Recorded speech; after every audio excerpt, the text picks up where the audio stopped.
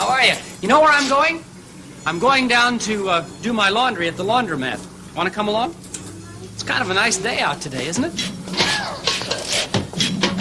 Ah, Oh. yes, maybe I can be of assistance to you. Can you be of assistance? Well, I don't know. Why, what kind of a machine are you going to be today? What kind do you need? Well, I was just going down to do my laundry at the laundromat, so I need a washing machine. Then that's the kind of machine I'll be. You can be a washing machine? Of course. Just put your clothes in here.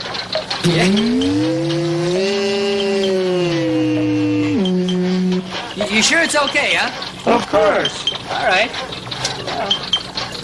Can you take all of them? Certainly. Okay. I got a big load today. I will program for a full load.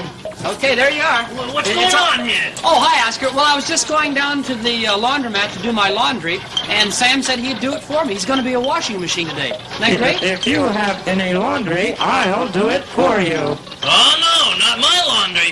No, I like special things done to my wash. First, I'll see how you do Bob's washing. Machine is programmed for full cycle washing.